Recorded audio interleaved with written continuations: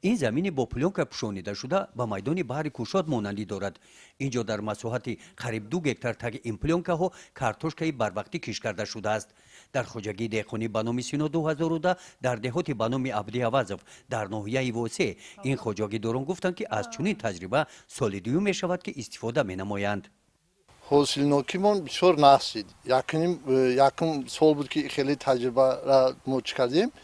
Ана дар 70 сотих замин картошка корида болоша клёнка хати печондем.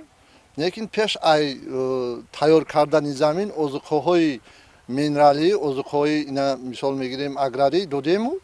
Ай ҳами замин таҷрибавии мо ай 70 сотих қариб 12-13 тонна мо картошкаи баҳорӣ чиндем.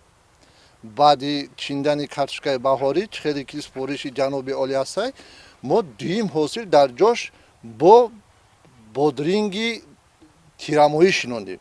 айвам ҳосилҳои нағз гирифтем.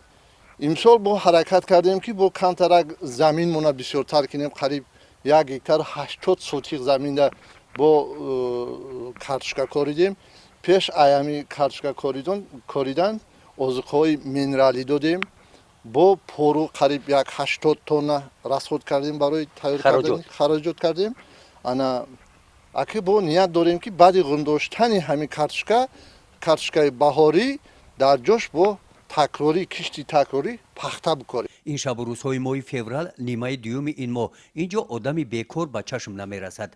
در این خوجگی همه اعضایان مشغول کارهای صحرایی میباشند. بالاتر از زمین کشت کارتوشکای بروقتی انا در این قطعه دیگری زمین خوجگی دهقانی در مساحت 1 گکتار و 50 سوتیق این آدمان زمین را برای کشت محصولات سبزیجات بروقتی آماده مینمایند.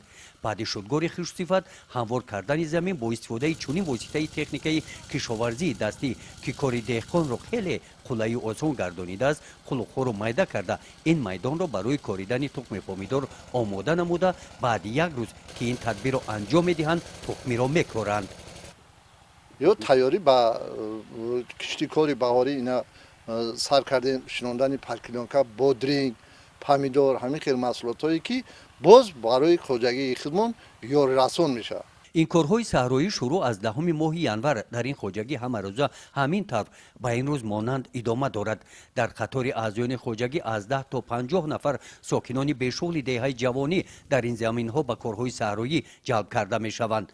رهبریت خوجگی اطلاع دادند که دهقانان از شرایط‌های مهنت و مزد مهنتی میگرفتهشان راضی هستند و از همین سبب با ذوق بلند مهنت میکنند. این خوجگی مهنتی ضربدار میماند. در همه قطعه ها دهقانان مشغول کار میباشند.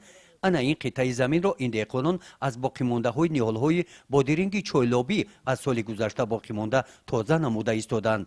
آن را برای کشت پنبه‌دانه آماده می‌نمایند. خوجگیداران مقصد دارند که با این زمین در میدان 10 گکتار دیگر امسال پنبه‌دانه کش نمایند.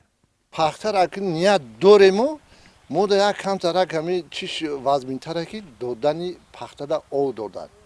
وقتی که 5 کیلومتر کردیم اون پخته اوی خیلی چکرگی دادن نکرد. ما در حاضر خیلی شرایط نداریم. برای که اوی ما فقط وقتی ساعتی در جبارو و نسوس‌های کلان می‌بینیم.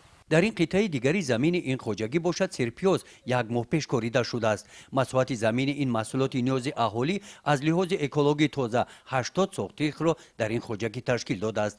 رهبریت خوجگی اطلاع دادند که با استفاده ثمرناک زمین و کارکرد سریع آنها سال گذشته حاصل بلند سرپیاز به دست آوردند و امسال با استفاده از تجربه سال گذشته مقصد دارند که از کشت دیگر محصولات های سبزیجاتی بروقتی هم حاصل دلخواه به دست آورده بازار استعمالی ناحیه را در ماه می با محصولات های تر و تازه تامین نمایند. گزارش خواجه نظری خدای نظر ظهوروف از ناحیه واسه برای برنامه اطلاعاتی تحلیلی جنبستی هفته.